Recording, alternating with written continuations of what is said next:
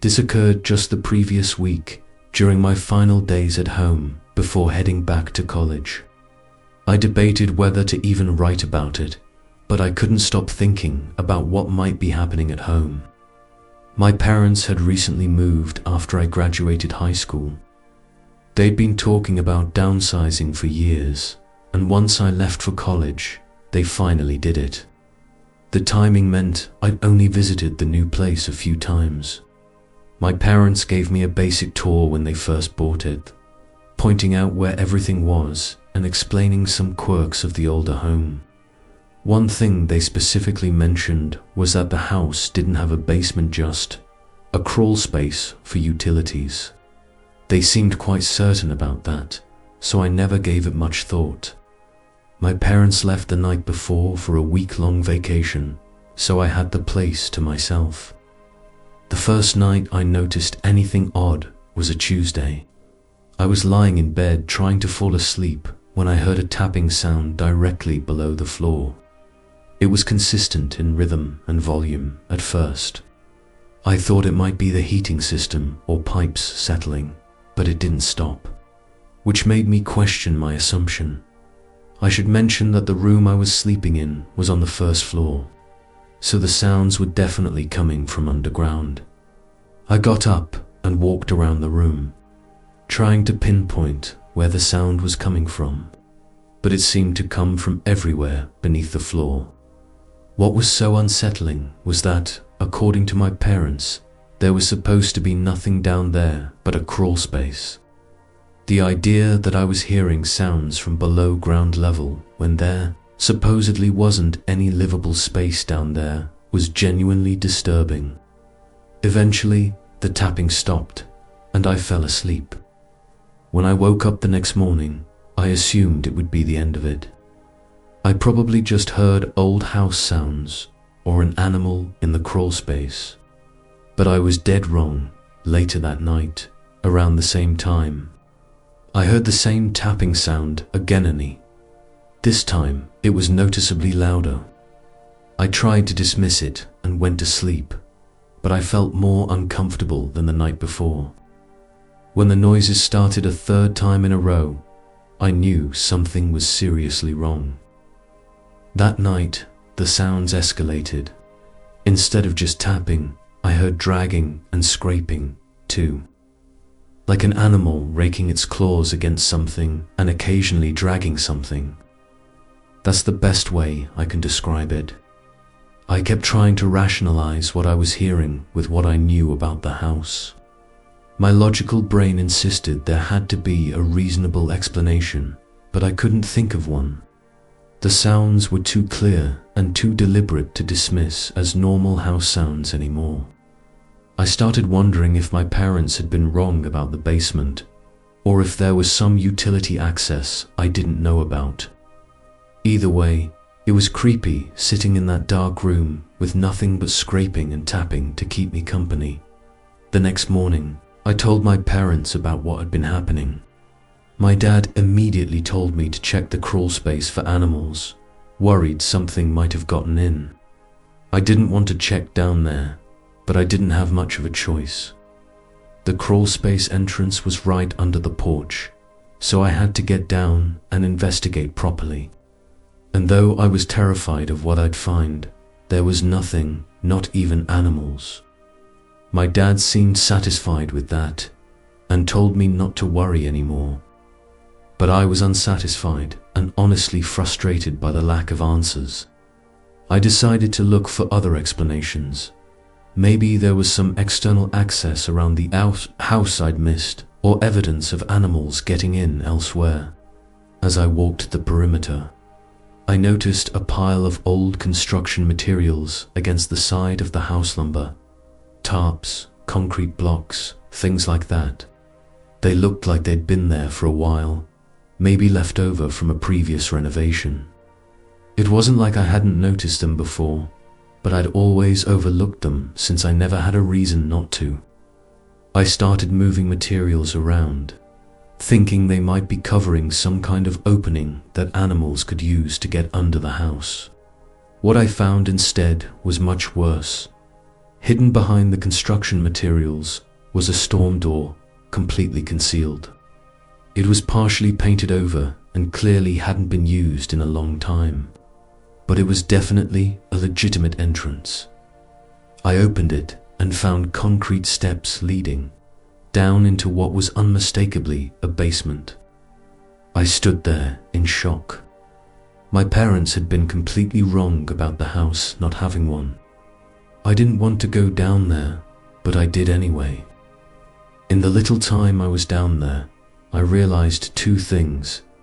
Someone had clearly been living in that basement, which I could tell from the empty food containers scattered about.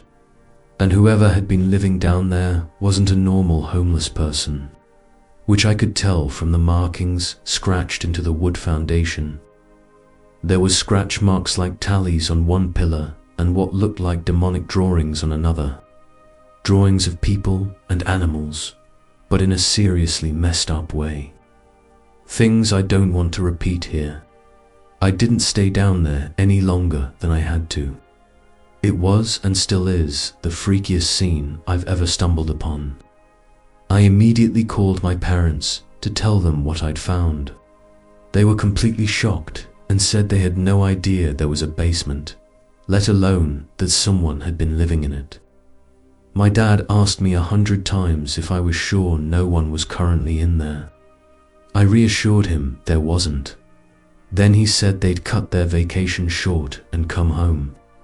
Immediately, the first thing I did after hanging up was buy a heavy-duty padlock. I secured the storm door from the outside, thinking that would solve the problem and keep whoever had been staying there from coming back. That same night, I was woken up by aggressive banging and rattling outside. I instantly knew what it was. Someone was trying to get back into the basement and was clearly frustrated that the door was locked. The banging was so loud and violent that I was afraid they might break it down. I remember freezing as my heart raced. I couldn't move. The banging stopped, and that unfroze me. I crept to the window and looked out just in time to see a figure sprinting across the backyard into the darkness.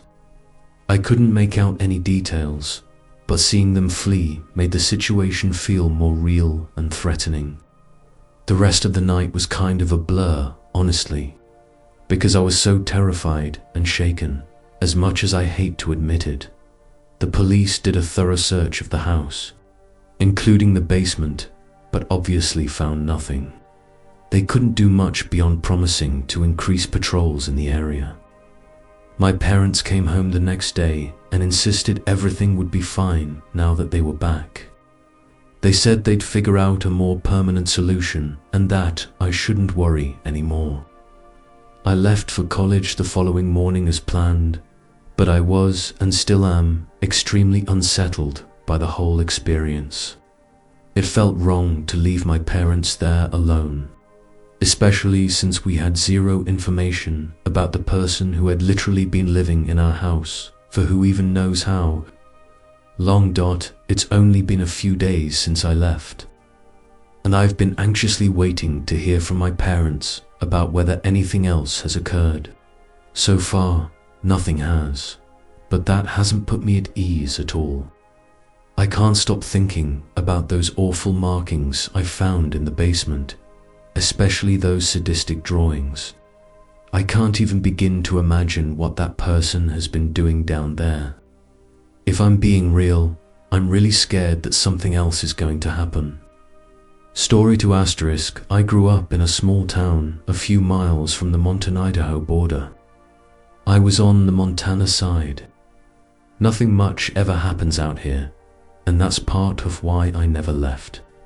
This happened a long time ago, before everyone had a cell phone and was constantly online. To be honest, my area hasn't changed much since then, which is part of the reason why what I'm about to tell you is so fresh in my memory. It was the very end of August, one of those final days of summer when you can already feel the seasons turning. That morning, I was driving my usual route to work, a 2-lane stretch of highway cutting through farmland and low hills. Around 15 minutes out, I spotted a car pulled off on the shoulder. It was a light blue older model sedan, and it looked like it had been there for a while. Just sitting there on the shoulder, no hazards on, no one outside, just sitting there, angled slightly toward the ditch. Now, I'm no fool, but I'm the type of guy to help someone in need. That's just how I was raised. As I got closer, I slowed down to get a better look. The car wasn't running, and I couldn't see anyone inside, no one in the driver's seat, passenger seat, or back. It was definitely strange, especially that early in the morning, but not exactly alarming. People break down and walk off for help all the time out here.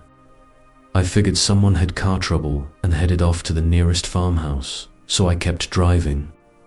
I had to get to work, and it didn't seem like an emergency. Honestly, I kind of forgot about it by the time I got off. But as I was driving home, I saw that exact same car in the exact same spot. The only difference was that this time, the driver's side door was wide open. It hadn't been like that in the morning, I was sure of it. I slowed down again, craning my neck as I passed.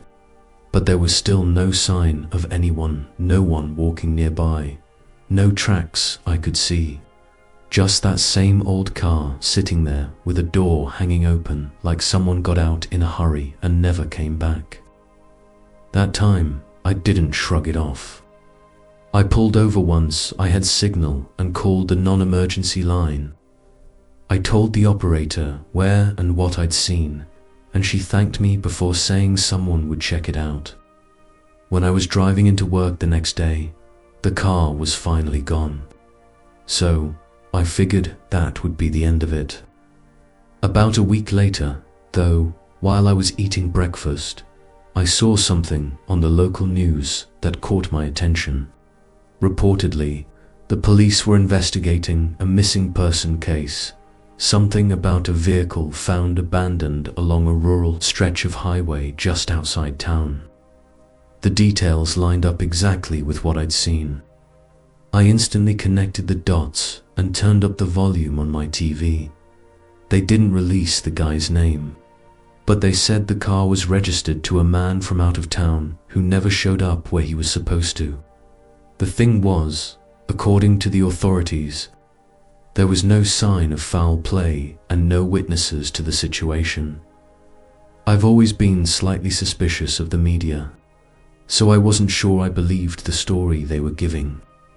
Either way, it was eerie that I'd basically been wise to the situation right when it happened. Come to think of it, I might have been the first person, or even the only person, to have reported that car on the side of the road at all. It was definitely a weird feeling. I tried to move on with my life, but I just couldn't. The curiosity was getting the better of me. Like I said before, not much happens out here, so something as odd as this was far too peculiar to ignore. The next morning, I called my brother, a pile, just call him Benjamin.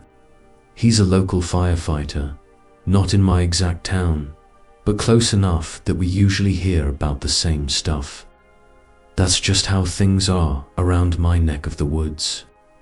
I wanted to ask him if he had any information from the police department because I knew they often communicate with each other. He told me they'd gotten some memo about it from the sheriff's office, something about a vehicle found abandoned and obviously the missing person. I asked him if the police were planning to do anything about it.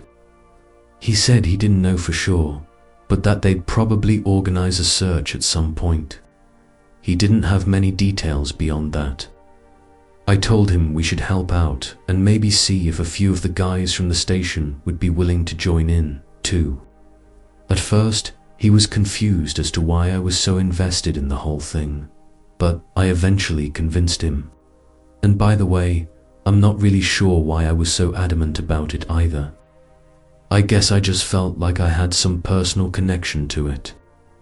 I didn't even know how we'd coordinate with the police and organize the search, so I let my brother handle all of that himself.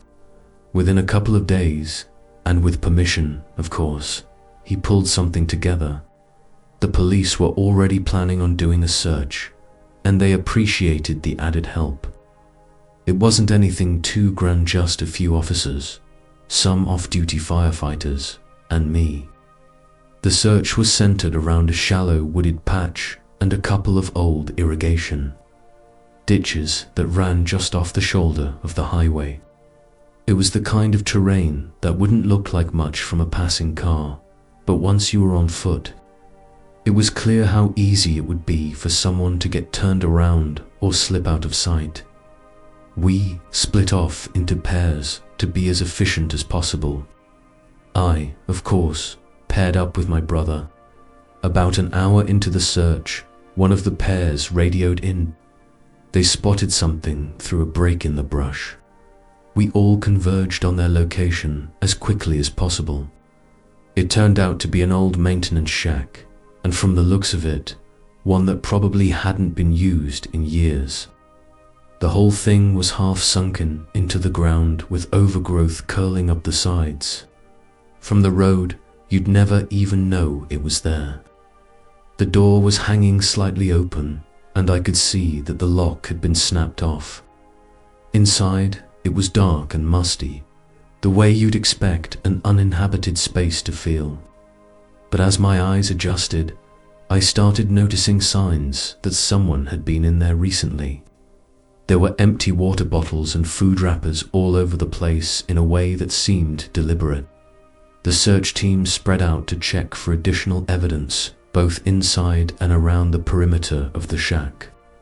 One of the firefighters said he spotted something by the back wall. So, the rest of us went over to check it out. There was a small, clean hole in one of the wooden boards, just above floor level. The hole had sharp splintered edges that looked nothing like the kind of damage you'd expect from weather or rot. It looked exactly like a bullet hole. We searched thoroughly both inside the shack and around it, looking for a shell casing, a slug, or any signs of blood, but there was nothing. Just that single, unexplained hole in the wall that made sense given the complete lack of other evidence. The officers radioed in the Discovery to dispatch, and I could tell from their tone that this had moved beyond a simple missing person case. The lead officer gathered all of us together and said they'd take it from there. Then he specifically asked me to leave, since I was the only civilian there. I felt dismissed and frustrated, but I didn't have much choice except to comply, so I left. When I called Benjamin later that evening, he gave me vague responses about what had happened after I left. Eventually, he admitted that the firefighters had also been asked to leave shortly after I departed. The police had basically cleared everyone out and taken over the scene entirely. Over the following weeks, I waited for updates. Benjamin's contacts at the department claimed they didn't know any details about the case, which I found strange. The local news never followed up beyond the original missing person report. It was like the whole thing had just been quietly dropped. Eventually, I decided to drive back and find the shack on my own. I was certain I remembered exactly where it was. So, one day, I drove along the highway until I found the spot where we had begun the search. I spent hours walking the area where I was absolutely certain the shack should be. I followed the irrigation ditches to a T. Everything from the terrain to the sky looked exactly the same as it had that day, but there was nothing. No shack in sight. I started questioning my own memory. I figured there was a slight chance that maybe I wasn't looking in the exact right place. But even if that were the case, the shack should have been somewhere in that immediate range. I tried a different section of the search area, then another, but still found nothing. It was so strange, stranger than I'm describing it now. I remember standing there in that overgrown scrubland, completely alone with the exception of the gentle breeze that whisked past me every so often. Peaceful, yeah, but strange. The only other explanation I could come up with was that maybe the county had removed the shack entirely. It wouldn't have been too difficult to excavate the thing and haul it away. But that seemed like an extreme response to what was supposed to be a routine missing person case. Those were the only two options, though. Either my memory had misled me, or the shack was no longer there. I left shortly after that. There wasn't much else I could do, really. I was left with this uncomfortable feeling that something important happened. During those final days of summer, something I was briefly allowed to witness before being shut out completely. Every year when August ends, and I feel that familiar shift in the air. I think about that abandoned car and that bullet hole in the wall of a shack that may or may not have even existed. Story 3 *. This happened last August and has completely changed how I feel about solo camping.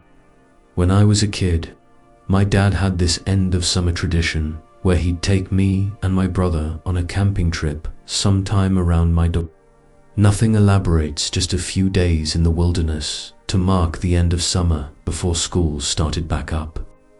I'm in my late 20s now with a steady girlfriend, and I've moved on with my life in most ways. But that end of summer camping tradition is something I've tried to keep alive. Sometimes I can convince my dad and brother to join me, but usually it's just me going solo because my girlfriend absolutely hates camping. I don't want to drag her somewhere she'll be miserable for 3 days. So I've gotten used to the solitude. For this particular trip, I'd found what looked like a perfect spot on Google Maps, random isolated clearing that wasn't a registered campsite or anything official. It was far enough away from any roads or trails that I figured I'd have complete privacy for a few days. I like the idea of actually being alone out there, not surrounded by RVs and families with screaming kids like at the official sites. I downloaded the map so I'd be able to access it without service, something I always make sure to do. The hike in took maybe 2 hours. I'm in decent shape, but I was carrying all my gear, so I took my time. I hiked until I found a suitable place to pitch my tent. It was pretty much exactly what I'd been hoping for, a nice flat area, surrounded by thick pine forest with a little clearing that gave me a good view of the sky. That first night was perfect, honestly. Just me, my thoughts, and nobody asking me about work or when I was getting engaged or any of that. I made a small fire, cooked some freeze-dried pasta thing that actually wasn't half bad, and did some stargazing. The next morning, I decided to hike to a nearby river I'd spotted on my map. I figured I'd try to catch a fish for dinner. It would feel more authentic than just eating the packaged food I brought for the whole trip. Plus, it would kill some time, and out there, you've got nothing but time. I basically spent the whole day at the river, but I didn't mind. It was nice and peaceful, and even though I'm not much of a fisherman, I got lucky and actually caught a decent-sized brook trout. I threw it in my handheld cooler and started making my way back to camp. I was feeling pretty good about myself. My dad would have been proud. The problem was that I'd completely mistimed the sunset and underestimated how far I'd hiked. What should have been a leisurely walk back to my campsite turned into a trek through the woods after the sun had already gone down. Within maybe 20 minutes, it went from that golden hour light to basically full darkness. I had a headlamp, but the terrain was unfamiliar enough that I was moving pretty slowly. At one point, I noticed a faint light in the distance. It appeared to be swaying back and forth in this rhythmic pattern, like someone was walking with a lantern or a flashlight. At first, I was actually relieved. Maybe there was another camper out there. we could help each other navigate back to wherever we were supposed to be. After all, if you're hiking through overgrown wilderness at that time of night, you've definitely screwed something up or mistimed something, just like I had. As I watched the light, I realized it was getting closer to me, meaning whoever was holding it was walking in my direction, not wanting to spook them. I decided to announce my presence and yelled out a friendly hello, followed by asking if they were camping, too. I kept my tone as friendly and unconfrontational as possible. The light immediately stopped swaying. I watched as it sat perfectly still for several seconds, which struck me as odd. Then, without warning, it shut off completely, which struck me as even odder. Another few seconds passed, and I stared at the now pitch-black spot where the light had just been. And then, out of nowhere, I heard this violent crashing through the underbrush, like someone running full speed through the forest, but not toward or away from my off, to the left, perpendicular to where I was standing. It was unmistakable. My heart was going pretty good at that point. The whole thing was really, really disturbing. I can't even begin to describe how uncomfortable I was. Everything about it was just so wrong. Why would someone run away like that? Even if I'd startled them, the normal reaction would be to say something back, right? Or, at the very least, back away slowly, not spring through the woods in the dark. I tried rationalizing it the whole way back to my campsite. The best explanation I could come up with was that I had somehow scared them by calling out. After all, they had no way of knowing that I meant no harm, and encountering a stranger in the middle of nowhere at night could be frightening for anyone. But still, I couldn't shake the feeling that something was off. The secluded nature of the area made it unlikely that there would be other campers around, and most people would at least respond when someone called out to them, let alone in a friendly way. I picked up the pace and made it back to my campsite, but I was so unsettled that I didn't even bother making a fire to cook the fish. I just sat in my tent, ate some of my packed food, and tried to read my book before calling it an early night. I'm normally a pretty heavy sleeper, especially when I'm camping and exhausted from hiking all day. So, when I woke up randomly in the middle of the night, I knew something was off. I listened to my surroundings for a few minutes, but everything sounded normal, just the usual forest noises you'd expect. Before trying to go back to sleep, I realized I needed to step outside to relieve myself. I unzipped my tent and started to poke my head out. The moon was pretty bright, enough that I could see the clearing without my headlamp. The moment I got a clear view of my campsite, I froze. There was someone standing there, maybe 15 feet from my tent. I couldn't make out any details, just the silhouette of a person where there absolutely should not have been a person. They were just standing there motionlessly, like they were watching my tent. I'd never been in a situation like that before, and I honestly had no idea what to do. My mind was racing, but my body wouldn't move. Surely, whoever was there had seen or heard me unzip the tent, and they probably also knew that I was not aware they were standing there. I was likely moments away from being attacked. As soon as I started thinking along the lines of life and death, my survival instinct took over, and I was able to snap myself out of my haze. I reached for the switchblade I always kept by the entrance of my tent and called out loudly, asking who was there. The moment I spoke, the figure started sprinting directly toward my tent, catching me completely off guard. No warning, just 0 to full sprints instantly, shrieking in the shrill, unnatural scream that didn't even sound human. They hit me before I could even process what was happening. The two of us started rolling round on the ground, And the guy, definitely a man, judging by the voice, began clawing at my face like an animal. Not punching, literally clawing, like he was trying to rip me to shreds. I managed to get the switchblade between us and sliced at his hand before dropping it in the struggle, even though I hadn't gotten off the cleanest strike. Cutting his hand was apparently enough because he immediately started shrieking and got off of me. He went crashing through the woods again. Only this time, I could hear him screaming or laughing or making whatever sick noise he was making. I sat there for who knows how long trying to process what just happened. My face was stinging from the scratches, and my hands were shaking uncontrollably.